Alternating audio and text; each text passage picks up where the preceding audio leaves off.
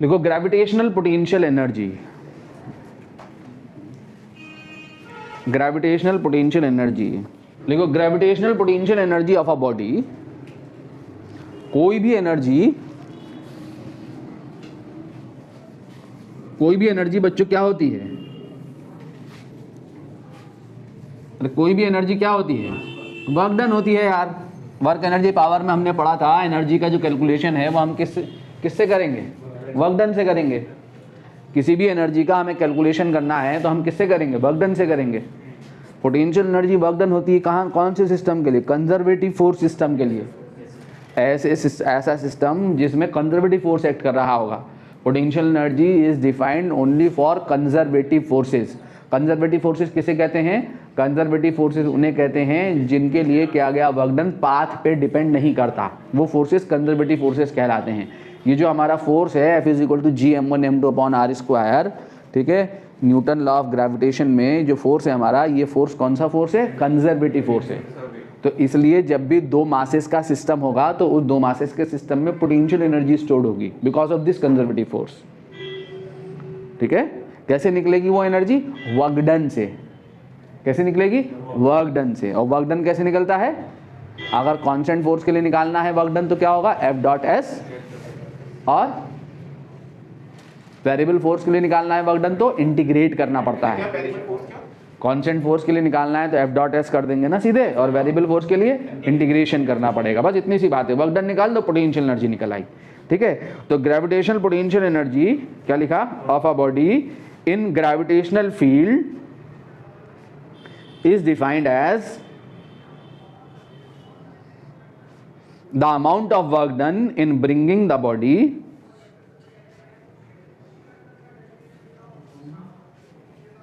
the amount of work done in bringing the body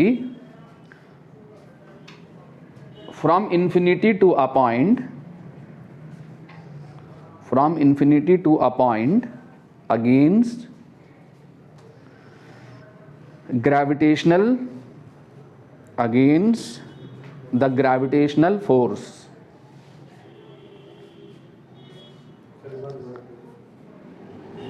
Work done in bringing the body, amount of work done in bringing the body from infinity to a point, from infinity to a point against gravitational force, from infinity to a point against gravitational force। ठीक है, मान लो suppose मैंने अर्थ के gravitational field में, ये अर्थ है हमारी, ठीक है, ये अर्थ है, ये अर्थ का रेडियस है RE और ये मास है ME। मैंने अर्थ के ग्रेविटेशनल फील्ड के अंदर किसी पॉइंट पे या इस पॉइंट पे, इस पॉइंट के अर्थ के सेंटर से जो डिस्टेंस है वो मान लिया R है।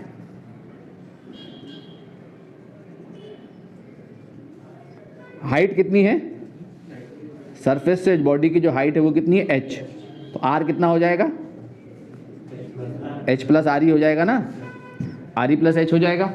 तो मैंने इस पॉइंट पे बॉडी की ग्रेविटेशनल पोटेंशियल एनर्जी निकालनी है in the gravitational field of the अर्थ। किसी m मास की बॉडी है यहाँ अर्थ के सेंटर से R डिस्टेंस पे, तो मैंने ग्रेविटेशनल पोटेंशियल एनर्जी निकालनी है। तो क्या होगी ग्रेविटेशनल पोटेंशियल एनर्जी, बॉडी को, इस बॉडी को इन्फिनिटी से, कहाँ से, इन्फिनिटी से, इन्फिनिटी मतलब अर्थ के ग्रेविटेशनल फील्ड के बाहर से, जहां पर ये अर्थ इस बॉडी के ऊपर फोर्स नहीं लगाती, इस पॉइंट तक लाने में किया गया वर्क डन। ठीक है, जब मैं बॉडी को इसके इस पॉइंट पे लेके आऊंगा तो मान लिया कि एट एनी टाइम बॉडी जो है यहां पे कहीं थी, पॉइंट ए पे थी। ठीक है, बॉडी जो है किसी भी टाइम पे कहां पे थी, यहां पे थी, अर्थ के सेंटर से एक्स डिस्टेंस पे थी, मान लिया suppose. In bringing the body from infinity, let in bringing the body,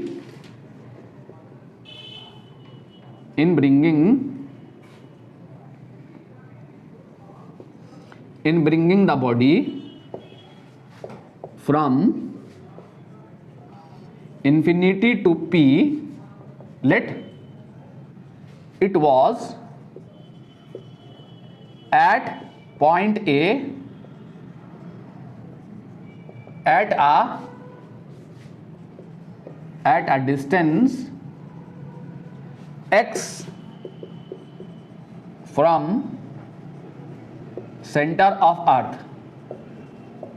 ठीक है, बॉडी कहाँ थी? अर्थ के सेंटर से। जब मैं बॉडी को इन्फिनिटी से पी पे ला रहा था तो इन्फिनिटी से पी पे लाने में मैंने कहीं बॉडी को पॉइंट ए पे एज्यूम कर लिया। ठीक है, तो फोर्स ऑन बॉडी कितना हो जाएगा? Force on body due to gravity of earth कितना होगा बोलो? F is equal to G M E M upon R E square, not R E square, X square. इतना होगा? बोलो यार, इतना होगा ना? ठीक है, ये फोर्स कैसा फोर्स है? वेरिएबल फोर्स है या कांस्टेंट फोर्स है? कैसा फोर्स है? वेरिएबल। जब मैं इन्फिनिटी से लेके बॉडी को पी तक लेके आऊंगा तो कौन वेरी करेगा? एक्स वेरी करेगा। कहां से कहां तक वेरी करेगा? एक्स। इन्फिनिटी पे एक्स कितना होगा? इन्फिनिटी। और पी पे एक्स कितना हो जाएगा? आर। तो इन्फिनिटी से लेके आर तक एक्स वेरी करता चला जाएगा, तो फोर्स लगातार वेरी करेगा। तो जब लगातार वेरी करेगा तो वर्क डन कैसे निकलेगा? इंटीग्रेशन से। इंटीग्रेशन से कैसे निकालते हैं वर्क डन? पहले छोटा सा डिस्प्लेसमेंट लेंगे, बॉडी को छोटा सा डिस्प्लेसमेंट देंगे ए बी। ये डिस्प्लेसमेंट कितना होगा? dx। ठीक है, छोटा सा स्मॉल डिस्प्लेसमेंट देंगे। ठीक है, now work done in small work done निकाल दूं, small work done in displacing the body through dx। dx कैसा डिस्प्लेसमेंट है? स्मॉल। dx इतना स्मॉल है कि पॉइंट ए और पॉइंट बी दोनों कहां हैं? एक ही जगह पर है। तो ए से लेके बी तक चलने में ये फोर्स सिग्निफिकेंटली वेरी नहीं किया, कांस्टेंट बना रहा। बहुत छोटा सा डिस्प्लेसमेंट लिया है। ये जहां जितना x ए पे अगर x है तो b पे भी ये कितनी है वैल्यू? x ही है लिमिटिंग केस में। तो कांस्टेंट फोर्स के लिए वर्क डन का फॉर्मूला लगा सकता हूं। क्या लगा सकता हूं? Force F dx। ठीक है, F dx। तो F dx करूंगा यहां तो कितना आ गया? F रखो यहां, कितना आ गया? G M E M upon x into D x, x square into D x. ये उठा के यहां डाल दो। ठीक है, ये कितने डिस्प्लेसमेंट के लिए वर्क डन है? Only dx। मैंने बॉडी को कहां से कहां तक चलाना है? इन्फिनिटी से लेके r तक, इन्फिनिटी से लेके p तक। Now net work done in bringing the body from infinity to p। तो इन्फिनिटी से p तक वर्क डन में जो है जी एम ई एम, तो क्या हो गया बोलो? कांस्टेंट का इंटीग्रेशन होता नहीं, dx अपॉन x ये इंटीग्रेट हो गया। इंटीग्रेशन ऑफ डी डब्ल्यू means w, total work done आ गया।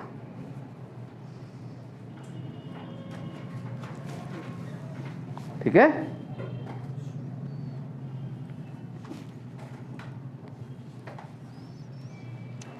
एक्स स्क्वायर है, सॉरी एक्स स्क्वायर। लिमिट रखो, यहां पे कौन सी लिमिट रखेगी?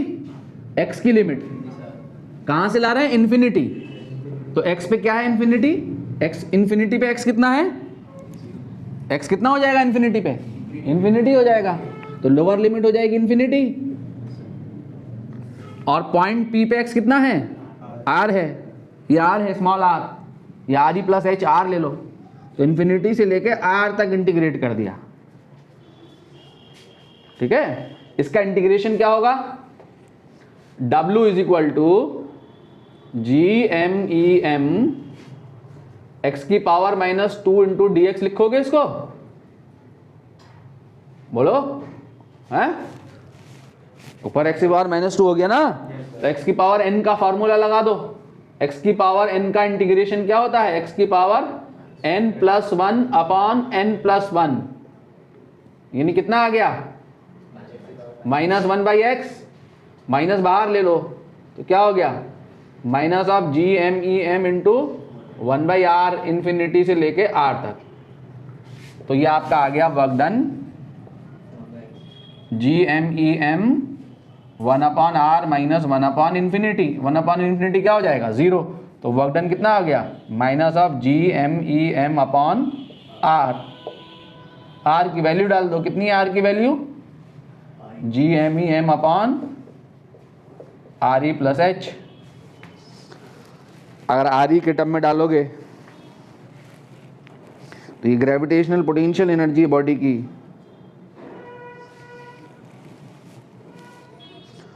क्या है gravitational potential energy? Work done है। तो किसको लाने में क्या गया है? एम मास की बॉडी को लाने में क्या गया? वर्क डन है। तो ग्रेविटेशनल पोटेंशियल एनर्जी क्या हो गई ऑफ बॉडी? यही वर्क डन ही ग्रेविटेशनल पोटेंशियल एनर्जी है। कोई भी एनर्जी क्या होती है? वर्क डन होती है। तो यही वर्क डन ही ग्रेविटेशनल पोटेंशियल एनर्जी है। तो क्या आ गई? U is equal to minus of G M E M upon R E plus H. कहाँ पे है ग्रेविटेशनल पोटेंशियल एनर्जी? ये कहाँ पे है gravitational potential energy? At height h above the surface of the earth. U is equal to W। तो यही जो U है, यही जो ग्रेविटेशनल पोटेंशियल एनर्जी है U, यही किसके बराबर है? वर्क डन के बराबर है। U is equal to W।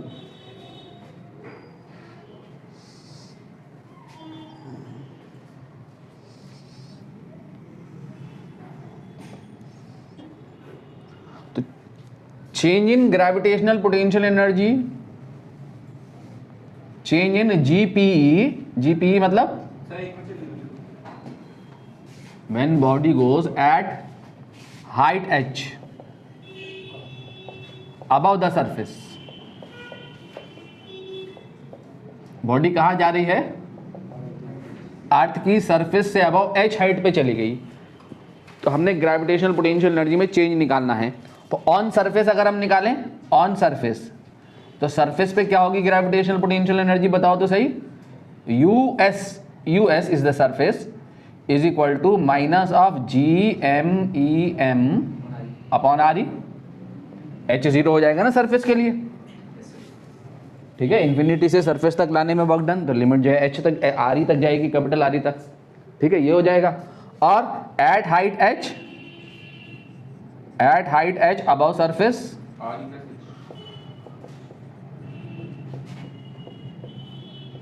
तो सरफेस के ऊपर अगर हम H हाइट पे देखें तो H हाइट पे कितनी है gravitational potential energy? Minus of GMEM upon RE plus H। RE क्या है यहाँ? रेडियस ऑफ अर्थ है। ME क्या है? मास ऑफ अर्थ है।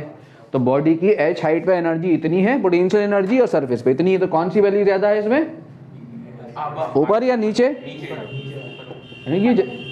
ये ज्यादा है। You are not seeing the negative sign here. Denominator यहाँ बड़ा है, तो यहाँ न्यूमेरिकल वैल्यू छोटी है, बट ये नेगेटिव साइन है, स्केलर क्वांटिटी है, तो ये वैल्यू ज़्यादा है। सरफेस से ऊपर जाने पे पोटेंशियल एनर्जी बढ़ती है, ठीक है। सरफेस से ऊपर जाने पर पोटेंशियल एनर्जी बढ़ती है। पढ़ा है ना आपने? MGH, H हाइट पे लेते हैं ना MGH, तो बढ़ रही ना ऊपर जाके। ग्राउंड पे 0 लेते हैं, ग्राउंड पे 0 नहीं होती पोटेंशियल एनर्जी, क्योंकि रेफरेंस हमने ग्राउंड ले लिया है तो 0 है। ग्राउंड पे इतनी होती है, ठीक है। रेफरेंस कहाँ है हमारा? Infinity is the reference. यहाँ कहाँ है रेफरेंस? कहाँ पे एनर्जी 0 है? इन्फिनिटी पे 0 है, क्योंकि इन्फिनिटी पे ग्रेविटेशनल फील्ड नहीं होगा। जब यहाँ ग्रेविटेशनल फील्ड नहीं होगा, वहीं पे पोटेंशियल एनर्जी 0 होगी बॉडी की। Outside the gravitational field of the earth body की ग्रेविटेशनल पोटेंशियल एनर्जी 0 होगी। बॉडी अगर अर्थ की सरफेस के ऊपर है तो इसका मतलब बॉडी अर्थ के ग्रेविटेशनल फील्ड में है, तो उसकी पोटेंशियल एनर्जी होगी बॉडी की। कितनी होती है अर्थ की सरफेस पे? Minus of GMEM upon RE। MGH क्या होता है? वो है पोटेंशियल एनर्जी में इंक्रीज होता है वो। MGH बढ़ जाती है जब बॉडी H हाइट पे जाती है पोटेंशियल एनर्जी। अगर रेफरेंस मान लें ग्राउंड को 0, तब H हाइट पे 0 MGH हो गई पोटेंशियल एनर्जी। तो हम अपने न्यूमेरिकल कैलकुलेशन में क्या करते हैं? ग्राउंड पे जो रेफरेंस है वो क्या लेते हैं? 0 लेते हैं, ठीक है। तो अगर हम निकालें चेंज इन पोटेंशियल एनर्जी, कहाँ पे चेंज निकाल रहा हूं मैं? किसमें चेंज निकाल रहा हूं? कौन सी ज्यादा है? H हाइट और सरफेस पे चेंज, ठीक है। तो देखो तो सही, ये माइनस ये करूंगा तो ये माइनस माइनस ये क्या हो जाएगा? प्लस हो जाएगा ना। यहाँ इसको माइनस वाला रखूंगा तो ये प्लस हो जाएगा। तो क्या बचेगा? ये बचेगा minus GMEM upon RE plus H plus GMEM upon RE। तो क्या कॉमन ले लिया यहां से मैंने? है क्या कॉमन ले लिया? GMEM कॉमन ले लिया तो क्या बचेगा 1/RE, ये वाला माइनस वाला बाद में लिख दूं ना, 1/E प्लस वाला, ये minus minus plus 1/RE minus 1/RE plus H। ठीक है, तो डेल्टा यू क्या आएगा जरा देखो यहां से, GMEM RE into RE plus H। ये आ रहा है वीडियो में उधर सब कुछ, RE into RE plus H ले लिया, एलसीएम इधर क्या जाएगा RE plus H minus RE, तो क्या बचेगा खाली H। इसमें से एक RE कॉमन ले लूं ब्रैकेट में से, जब ब्रैकेट में से एक RE कॉमन लूंगा तो ये क्या हो जाएगा RE स्क्वायर। तो delta U is equal to GME upon, यहां जो RE कॉमन लिया है जो RE स्क्वायर हुआ इसके साथ लिख दिया RE square M H upon यहां क्या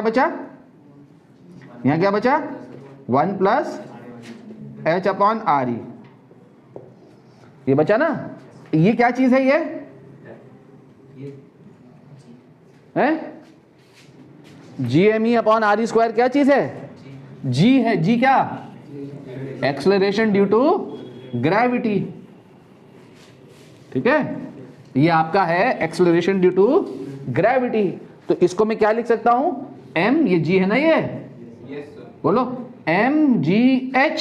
तो चेंज इन पोटेंशियल एनर्जी कितना हो गया जरा देखो, यहां से यहां आ जाए तो mgh upon 1 plus H upon RE।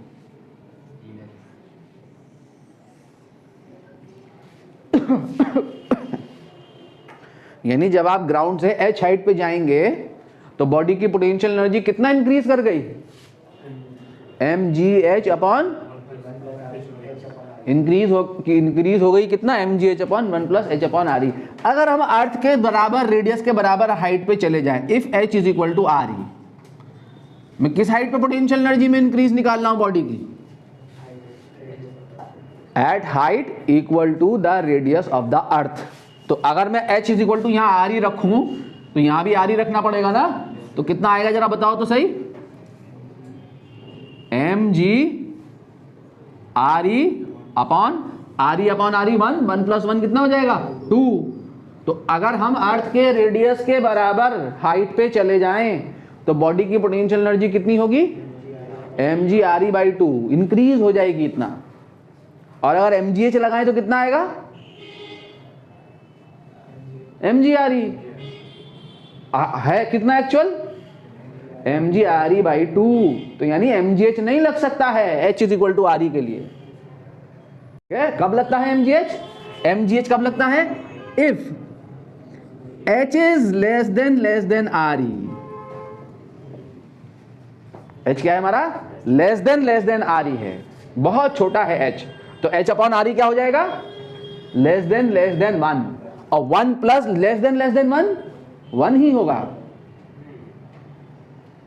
ठीक है, 1 प्लस H अपॉन RE क्या हो जाएगा, लेस देन 1 हो जाएगा, और 1 प्लस लेस देन 1 क्या होगा, 1 ही होगा। तो डेल्टा U जो होगा वो क्या आ जाएगा हमारा mgh। तो याद रहे हमें ये डिफरेंस कि हमने mgh कब हम लगाते हैं, हम mgh तब लगाते हैं increase in potential energy of the body at height H is equal to mgh when height attained by the body is very small compare to the radius of the अर्थ।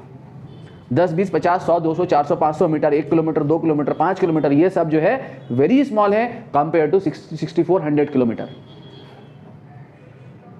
लेकिन अगर height attained by the body is RE या RE by 2 या RE by 3 comparable to the radius of the earth, तब हम mgh ना लगा के क्या लगाएंगे, mgh upon 1 plus H upon RE।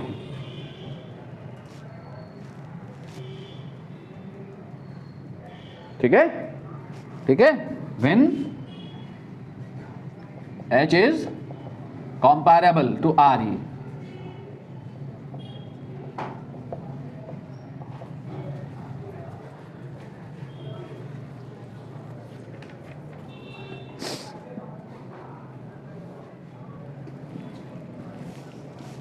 मिटा दूं, ठीक है।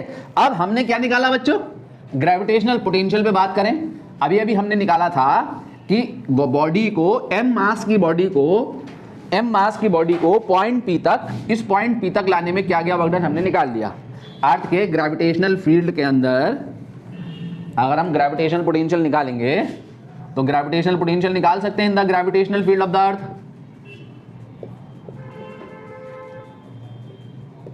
क्या निकाल सकते हैं? अगर ये अर्थ है हमारी, मान लो ये कोई स्फेरिकल मास है, इसका रेडियस अर्थ का आर ही था, मास एम ही था, इसके सेंटर से आर डिस्टेंस पे इस पॉइंट पे लाने में क्या गया वर्क डन क्या था?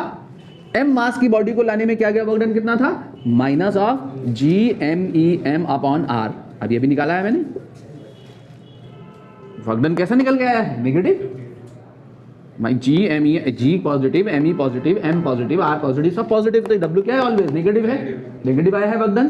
ठीक है, तो इन्फिनिटी से इस पॉइंट तक बॉडी को जो लाने में क्या गया वर्क डन है एम मास की, वो कितना है? इतना है। Now potential at P according to the definition, work done in bringing the body from infinity to this point is the potential energy against the gravitational force, and work done per unit mass is the gravitational potential.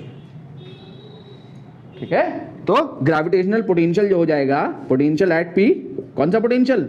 Gravitational potential. ठीक है, तो gravitational potential at P कितना हो जाएगा? V is equal to work done per unit mass W by M, और जब W by M करोगे तो क्या आएगा? Minus of G M E upon R या जी एम अपॉन आर। ठीक है, तो m मास से r डिस्टेंस पे क्या है potential? Minus G M upon R. Spherical mass से r डिस्टेंस पे क्या है potential? Minus G M upon R. कहां से डिस्टेंस लेनी है? मास के सेंटर से, as if whole of the mass is concentrated at the centre. और ग्रेविटेशनल फील्ड इंटेंसिटी क्या थी? Minus G M upon R square. ये कौन सी क्वांटिटी है? स्केलर। वो कौन सी क्वांटिटी थी? वेक्टर। ठीक है बच्चों,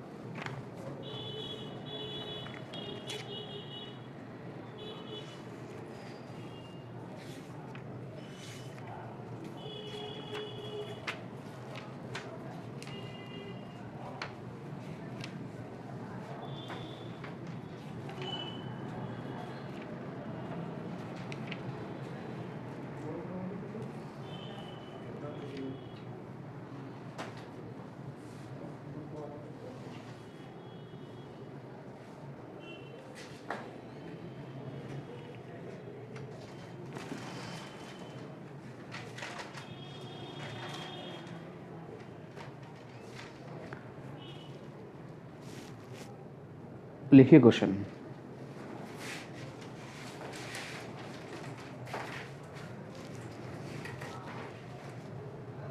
A rocket is fired. A rocket is fired from the earth towards the sun.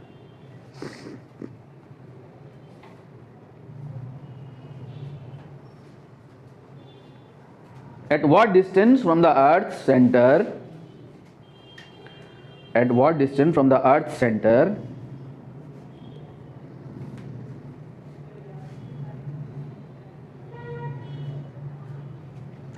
center is the gravitational force on the rocket zero?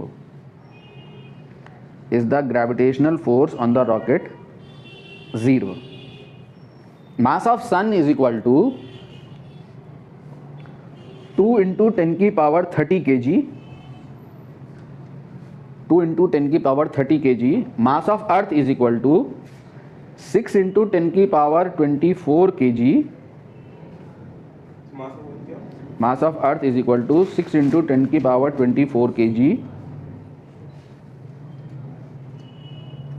Neglect the effect of other planets, etc.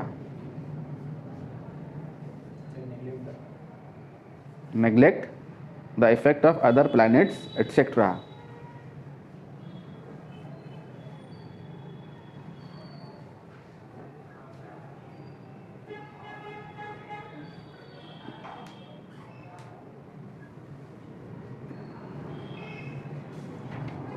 बताइए।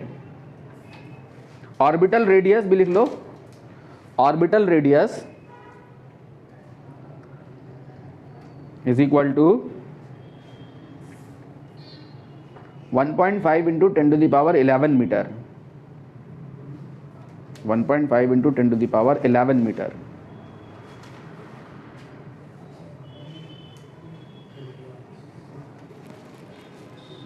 Orbital radius समझे क्या है? अर्थ और सन के बीच की distance है ये, 1 astronomical unit दी हुई है, 1.5 into 10 to the power 11 metre. ठीक है, ये क्या है? ये अर्थ है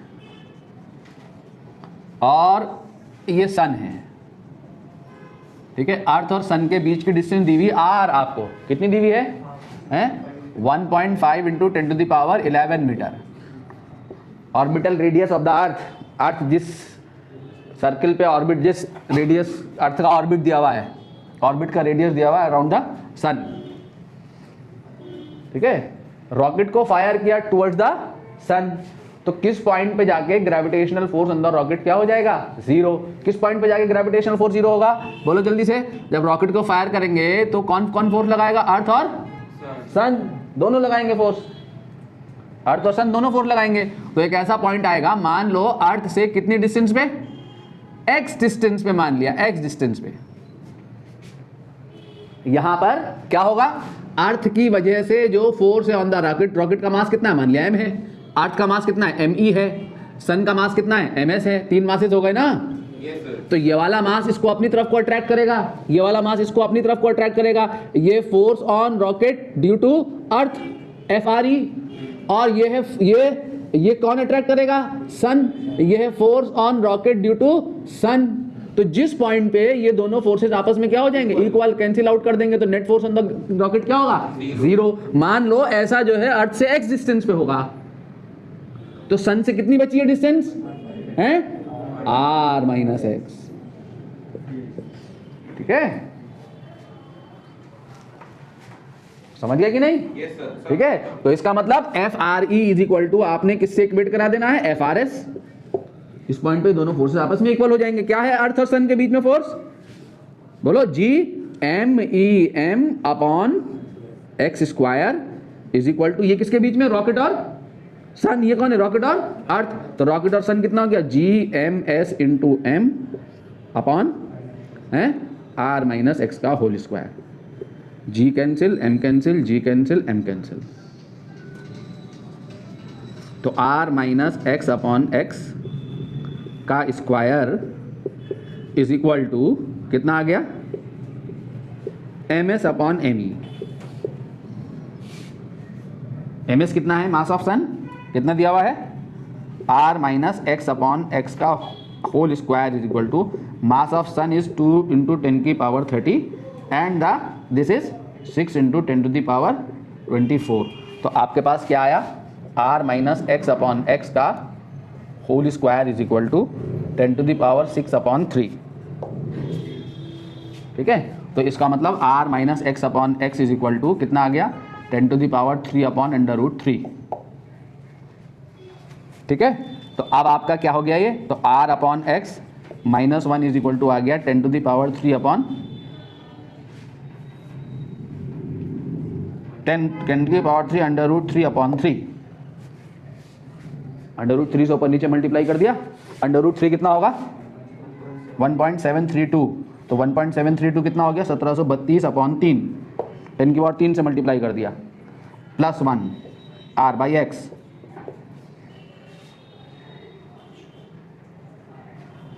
ठीक है, क्या निकालना है? x निकालना है। तो x आ गया ना, तो x इज इक्वल टू आ गया R by X is equal to R by X is equal to 35 upon 3। ठीक है, तो x is equal to 735 upon 3R। कुछ गड़बड़ है? x is equal to 3R upon 735।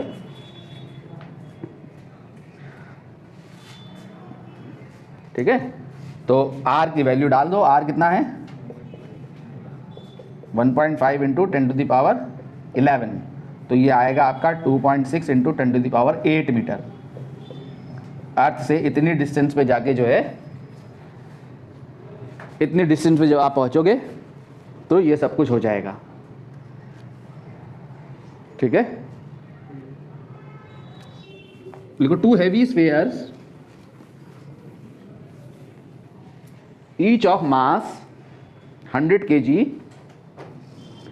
and radius 0.10 meter. 0.10 meter are placed 1.0 meter apart. Are placed 1 meter apart on a horizontal table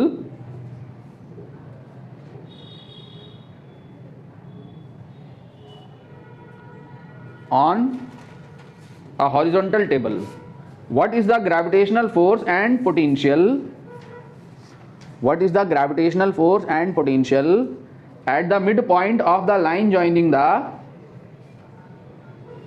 What is the gravitational force and potential at the midpoint of the line joining the center of the sphere?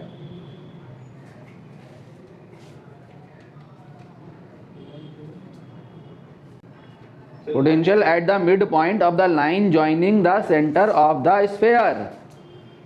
Question mark करके लिखो. Is an object placed at that point? Is an object placed at that point in equilibrium? Is an object placed at that point in equilibrium? Question mark again. If so, comma, is the equilibrium stable or unstable? If so, is the equilibrium stable or unstable? बताइए. दोनों के radius कितना है? 0.1 metre है और दोनों के centre के बीच की डिस्टेंस कितनी है? 1 मीटर है. तो दोनों सटे हुए नहीं होंगे भाई साहब. सटा क्यों रहे, मिला क्यों रहे? दोनों को सेपरेशन, ये रेडियस कितना है दोनों का? 0.1 मीटर और दोनों के सेंटर की डिस्टेंस कितनी दी हुई है? बोलो हैं? 1 मीटर.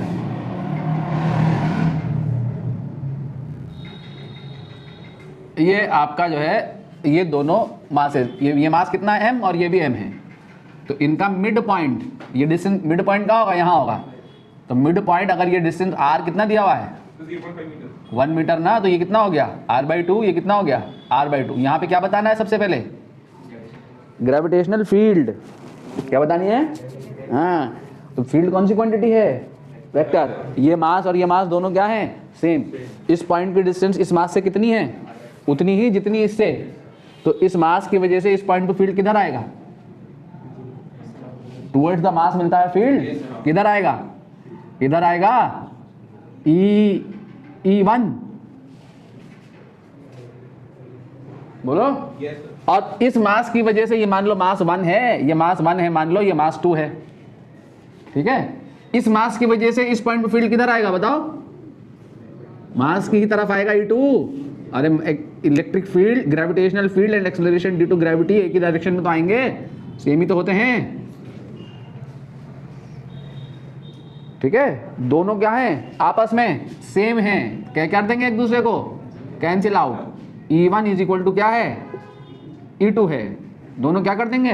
कैंसिल आउट कर देंगे. तो नेट फील्ड क्या आएगी? 0. E1 प्लस E2 दोनों फील्ड का वेक्टर सम जो है वो क्या मिलेगा? 0 मिलेगा. तो नेट फील्ड E जो मिलेगी एट P, जो मिलेगी E या G कुछ भी ले लो, E at P is equal to क्या होगी? E1 plus E2. ठीक है. अगर आपने ये वाला प्लस, क्योंकि दो अपोजिट वेक्टर है ना, दो अपोजिट वेक्टर में एक वेक्टर को प्लस लोगे तो दूसरा क्या होगा? माइनस. अगर आपने E1 को E2 को प्लस ले लिया, मान लो इसको E2 को प्लस ले लिया. E2 कितना है? कितना है E2? E1 कितना हो जाएगा? Minus G m upon r/2 का स्क्वायर. E1 ये नेगेटिव हो गया. अगर ये वाली डायरेक्शन में प्लस ले लूं, ये इसको एक्स एक्सिस मान लूं, तो ये आई कैप हो जाएगा, ये माइनस आई कैप हो जाएगा. ऐसे भी कर सकते हो, या साइन लगा सकते हो. ठीक है. ये वेक्टर आई कैप हो जाएगा, ये माइनस आई कैप हो जाएगा. तो ये अगर ये वाला प्लस हो गया E2, तो E2 कितना हो गया? G M upon R by 2 का whole square, G M upon R square, और ये हो जाएगा माइनस, दोनों कैंसिल आउट कर दिया, तो फील्ड क्या आ गई पी पे, 0। तो ग्रेविटेशनल फील्ड या acceleration due to gravity both are same, E या जीपी, ईपी या जीपी, कुछ भी रिप्रेजेंट कर सकते हो, जी से भी रिप्रेजेंट कर सकते हो। अगर आपको कंफ्यूजन हो रहा हो, अगर आपको एक ही रखना है तो ई को जी ही कह दो, ग्रेविटेशनल फील्ड इंटेंसिटी को भी जी से ही दिखा दो, कोई बात नहीं, ठीक है, इसे मत दिखाओ, जी से ही दिखा दो। अब क्या निकालना है, ग्रेविटेशनल पोटेंशियल। तो ग्रेविटेशनल पोटेंशियल तो कौन सी क्वांटिटी है, स्केलर है, तो वहां डायरेक्शन की तो कोई बात होती नहीं, तो इसकी वजह से यहां पे पोटेंशियल निकालो और इसकी वजह से यहां पे पोटेंशियल निकालो, दोनों को ऐड कर दो, तो ग्रेविटेशनल पोटेंशियल क्या हो जाएगा पी पे, इसकी वजह से कितना होगा बोलो, नेगेटिव होता है हमेशा, माइनस जी एम अपॉन, क्या होता है ग्रेविटेशनल पोटेंशियल का formula, minus G M upon R, R कितना है यहाँ, आर बाई 2, और इसकी वजह से कितना हो जाएगा यहाँ पे, वही minus G M upon R by 2, यानी कितना हो गया बोलो, minus of 2 G M upon R by 2, यानी कितना हो गया, minus of 4 G M upon R, ये ग्रेविटेशनल पोटेंशियल हो गया। तो 4 इंटू जी की value 6.67 into 10 to the power minus 11, mass कितना है 100 kg, आर कितना है 1 मीटर, ठीक है, तो minus 2.8 into 10 to the power minus 8 joule per KG is the answer.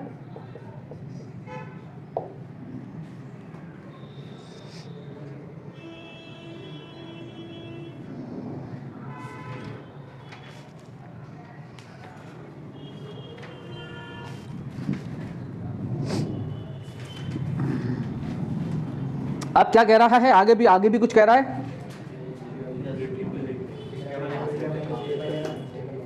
पहले बताओ क्या क्या कह रहा है। अगर किसी मास को यहाँ रख दिया जाए, किसी बॉडी को पॉइंट पी पे प्लेस कर दिया जाए, तो क्या वो इक्विलिब्रियम में होगी, क्यों होगी इक्विलिब्रियम में, क्योंकि नेट ग्रेविटेशनल फोर्स उसके ऊपर क्या होगा, 0 होगा, ठीक है। तो yes, body placed at P will be in equilibrium, yes, body placed at P, क्यों होगा, क्योंकि gravitational field intensity acceleration due to gravity 0 है उस पॉइंट पे, तो place at P will be in equilibrium. अब ये कौन सा इक्विलिब्रियम होगा बताओ, स्टेबल होगा या अनस्टेबल होगा, कैसे पहचाना स्टेबल है, नेट फोर्स 0, नेट फोर्स 0 तो स्टेबल इक्विलिब्रियम में भी होता है, अनस्टेबल इक्विलिब्रियम में भी होता है, न्यूट्रल इक्विलिब्रियम में भी होता है। इक्विलिब्रियम का मतलब 0 है, तीनों टाइप के इक्विलिब्रियम में। अब इक्विलिब्रियम का टाइप कौन सा है, ये कैसे पहचानेंगे, 180 डिग्री पे,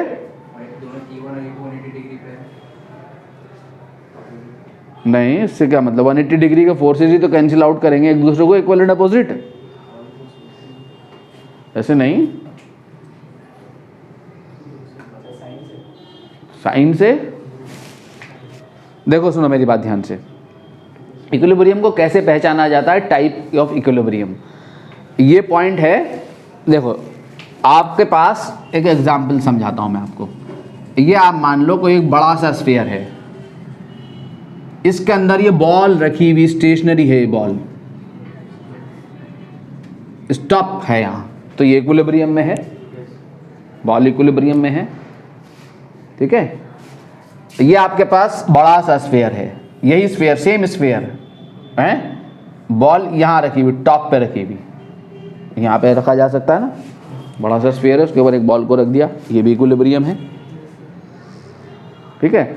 अगर मुझे पहचानना इक्विलिब्रियम स्टेबल है, अनस्टेबल है, न्यूट्रल है, अगर मैं बॉडी को उसकी इक्विलिब्रियम पोजीशन से स्लाइट डिस्प्लेस करूं, स्लाइटली डिस्प्लेस करूं, लेफ्ट या राइट दोनों में से किसी भी तरफ स्लाइटली मैं डिस्प्लेस करूं, और डिस्प्लेस करने के बाद बॉडी में ऐसी टेंडेंसी डेवलप हो कि बॉडी वापस अपनी इक्विलिब्रियम पोजीशन को अटेन करने की कोशिश करे, एक फोर्स डेवलप हो बॉडी पे जो बॉडी को वापस लेके आए, ठीक है, तो वो इक्विलिब्रियम स्टेबल इक्विलिब्रियम कहलाता है। बॉडी बार बार अपने स्टेबल इक्विलिब्रियम में जाने की कोशिश करेगी, आप उसको स्लाइट इधर डिस्प्लेस करोगे तो वापस आएगी, उधर डिस्प्लेस करोगे तो वापस आएगी, बॉल को मैं इधर डिस्प्लेस करूं तो वापस आएगी, अपने इक्विलिब्रियम पे आएगी, इधर डिस्प्लेस करूं तो वापस आएगी, इधर डिस्प्लेस करूं तो वापस आएगी, ठीक है। तो ये इक्विलिब्रियम पोजीशन बॉडी की कौन सी पोजीशन है, स्टेबल इक्विलिब्रियम पोजीशन है, ऐसे डिस्प्लेसमेंट से पहचान सकते हैं। अगर ये बॉडी इक्विलिब्रियम में है, इक्विलिब्रियम में रखने के बाद बॉडी को स्लाइटली उठा के मैं यहाँ रख दूँ तो क्या होगा? क्या बॉडी वापस जाएगी? नहीं, अवे चली जाएगी, वापस अपने इक्विलिब्रियम को अटेन नहीं करेगी। तो ये इक्विलिब्रियम कौन सा इक्विलिब्रियम है? अनस्टेबल इक्विलिब्रियम है। बॉडी अगर फ्लैट सरफेस पे रखी हुई हो, ठीक है, मैं इसको उठा के यहाँ रख दूँ तो बॉडी में ना तो ऐसी टेंडेंसी डेवलप होगी कि वो अवे जाए, न ऐसी टेंडेंसी डेवलप होगी वापस आए। तो ये इक्विलिब्रियम है, तो यहाँ पे भी बॉडी इक्विलिब्रियम में आया है, यहाँ पे भी इक्विलिब्रियम में। सारी पोजीशन बॉडी की कौन सी पोजीशन होंगी? इक्विलिब्रियम पोजीशन होंगी। तो ये कौन सा इक्विलिब्रियम है? न्यूट्रल इक्विलिब्रियम है। बॉडी में ना तो ऐसी टेंडेंसी डेवलप हो रही है कि वो अवे जाएगी, ना ऐसी टेंडेंसी डेवलप, उठा के रख दो यहाँ पे, फोर्स डेवलप नहीं करा रही, फोर्स डेवलप करके भगाना है बॉडी को, ठीक है। इसका mg नॉर्मल रिएक्शन को यहाँ भी बैलेंस कर रहा है, यहाँ भी बैलेंस कर देगा। तो ये इक्विलिब्रियम न्यूट्रल है। यहाँ पे क्या होगा? स्लाइटली डिस्प्लेस करोगे तो फोर्स डेवलप होगा जो बॉडी को अवे ले जाएगा, इक्विलिब्रियम से अवे। यहाँ पे डिस्प्लेस करोगे तो फोर्स डेवलप होगा, वेट का एक कंपोनेंट जो वापस इक्विलिब्रियम पे लेके आएगा, टुवर्ड्स इक्विलिब्रियम पे ले। तो ये स्टेबल है, ये अनस्टेबल है, न्यूट्रल है। अब आप यहाँ देखो, अब यहाँ से बॉडी को स्लाइटली इधर को कहीं भी डिस्प्लेस करो, लेफ्ट या right, along the line joining the centre of the masses. अगर इधर को डिस्प्लेस करा मैंने, इधर को मैंने डिस्प्लेस किया और ये वाला फोर्स बढ़ गया, तो क्या करेगा? ये फोर्स वापस लेके आएगा बॉडी को। अब E1 की तरफ को डिस्प्लेस करने पे E2 बढ़े तो वापस आएगी बॉडी, E2 की तरफ डिस्प्लेस करने पे E1 बढ़े तो वापस आएगी बॉडी। तो स्टेबल इक्विलिब्रियम होगा। लेकिन अगर E1 की तरफ डिस्प्लेस करने पे E1 ही बढ़ जाए और E2 घट जाए तो नेट फोर्स तो E1 की तरफ को मिल जाएगा। E1 की तरफ डिस्प्लेस करने पे E1 ही बढ़ जाए, E2 घट जाए तो E1 बड़ा हो गया, इधर को डिस्प्लेस करने पे E2 छोटा हो गया, तो बॉडी उधर ही भाग जाएगी, एक्स्ट्रा फोर्स उसको उधर ही ले जाएगा, बॉडी कभी वापस आएगी नहीं, तो अनस्टेबल इक्विलिब्रियम होगा। समझ में आया?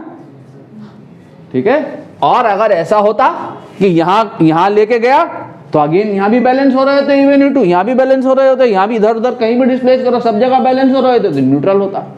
तो हो क्या रहा है? जब मैं इधर को डिस्प्लेस करूंगा तो ये डिस्टेंस कम हो जाएगी, जब ये डिस्टेंस कम होगी तो E1 इसकी वजह से फोर्स है, तो डिस्टेंस के स्क्वायर के रेसिप्रोकल होता है फोर्स।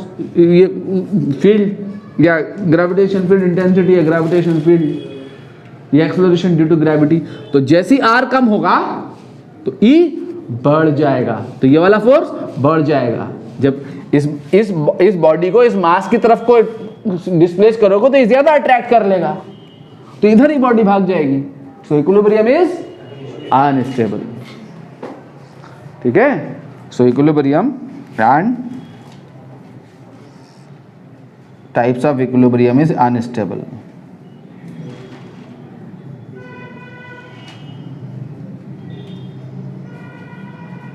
Is unstable.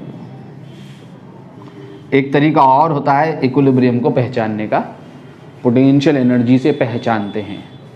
ठीक है, पोटेंशियल एनर्जी से पहचानते हैं। एक और तरीका होता है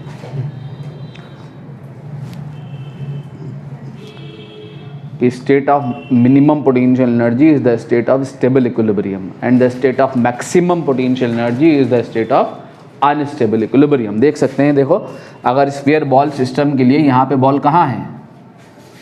लोवेस्ट हाइट पे है, तो यहाँ पे पोटेंशियल एनर्जी क्या है? मिनिमम है। बॉल इधर को जाएगी तो हाइट बढ़ेगी, इधर जाएगी तो हाइट, तो ये पॉइंट नेबरहुड में कंपैरेटिव इसके नेबरहुड वाले पॉइंट के कंपैरिजन में ये पॉइंट कौन सा पॉइंट है? मिनिमम एनर्जी वाला पॉइंट है। बॉल इधर बढ़ेगी तो पोटेंशियल एनर्जी बढ़ेगी, बॉल इधर जाएगी तो पोटेंशियल एनर्जी बढ़ेगी, तो यह मिनिमम पोटेंशियल एनर्जी वाला पॉइंट है। तो स्टेबल इक्विलिब्रियम पोजीशन पे पोटेंशियल एनर्जी मिनिमम होती है नेबरिंग पॉइंट से कंपेयर करेंगे। तो यहाँ पे नेबरिंग पॉइंट से कंपेयर करोगे तो देखो यहाँ पे बॉल की हाइट ये है, बॉल इधर को लुढ़के या इधर को लुढ़के उसकी हाइट घटेगी। तो नेबरहुड से कंपैरिजन करेंगे, इसके नेबरिंग पॉइंट से कंपैरिजन करें तो ये पॉइंट जो है कौन सा पॉइंट है? मैक्सिमम एनर्जी वाला पॉइंट है। इधर को जाने पे हाइट घटेगी, इधर को जाने पे हाइट घटेगी, तो ये मैक्सिमम पोटेंशियल एनर्जी वाला पॉइंट है। और ये हर जगह सेम है, ना बढ़ेगी ना घटेगी, कांस्टेंट एनर्जी वाला पॉइंट है, सब कांस्टेंट है यहाँ से थ्रू आउट पोटेंशियल एनर्जी।